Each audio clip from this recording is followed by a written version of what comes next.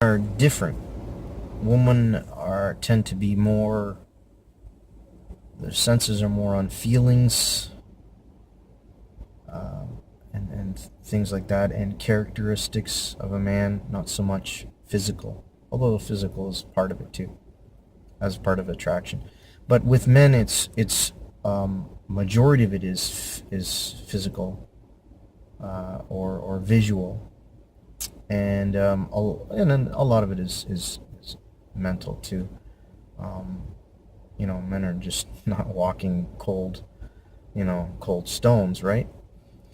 But the problem is, because men are visual, it it's hard for men to resist the temptation of looking at woman. It really is. It doesn't matter how godly a man can be. If a woman is flaunting herself or dressed in such a provocative way, it affects them. It may not affect them to the sense of they're lusting after the person, but it will also cause irritation, or it will cause up someone to be upset, because they shouldn't have to look at that. They shouldn't have to be tempted by those types of things, especially in church. And so women have to realize that those temptations of a man, they grow in a man too. When they constantly see women flaunting themselves, or sexualizing themselves, or whatever the case might be, it affects a man. And especially if a man is weak with temptation to look upon you. I mean, Jesus says, if you even look upon a woman with lust, you've committed adultery already. So you have to keep this in mind, woman, when you're addressing. This is why Paul addresses this situation where women should be dressed modestly. And he says not only that it's a temptation for man, but you're also tempting angels. And so when you look at that and you say, well, do I want to be one who is causing a man to sin, or to be tempted to sin, or to lead themselves into some sort of sin or temptation? Do you want to be a part of that? Because God looks at that as sin when you're tempting someone else. Satan tempts, and he's the father of lies. So it's something to consider, because with the ever-growing divorce rate out there, that mirrors the church, mirroring the world in that respect, and the fact there's, the statistics say there's at least 60% of infidelity out there,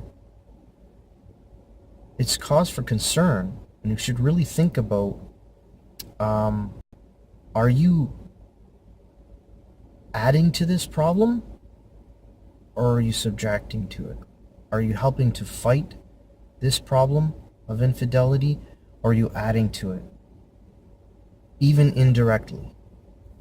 Now, I know a lot of women are going to disagree with me and say, well, it's our right to dress this way.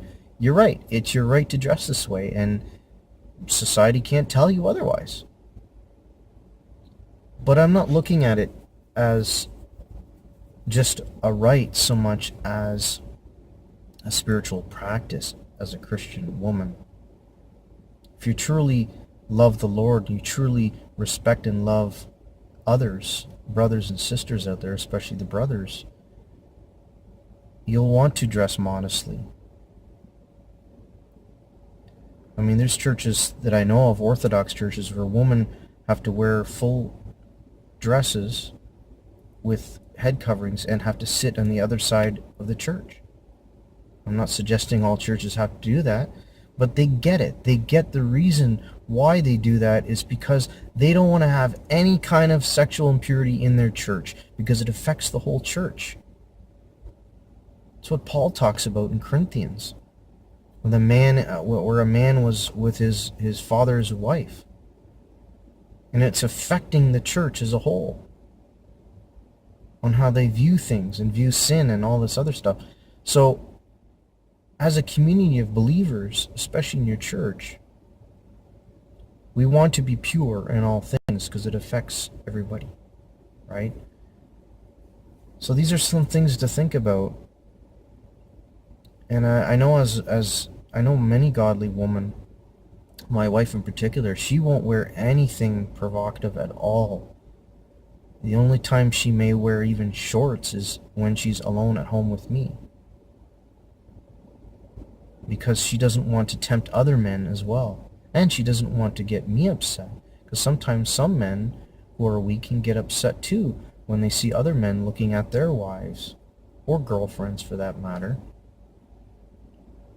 So this isn't just for the married woman, it's also for the younger woman who are maybe engaged or is dating a man in the church.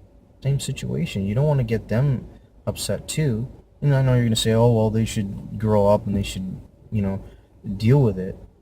But, I mean, okay, but are you really respecting him, or are you just respecting yourself in that?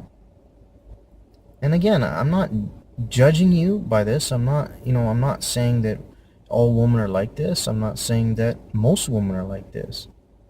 I mean, most of the women I see in church do dress modestly, but there are those ones that I see, and there are even ones who even, pass the plate around as an usher, where, I see men looking at them, and it's not right. It shouldn't even be in that position to be tempted to look at a woman like that. So let's all get together. Let's all think about how we can address these situations as a church, as a community, so that we can maintain our purity and respect for one another.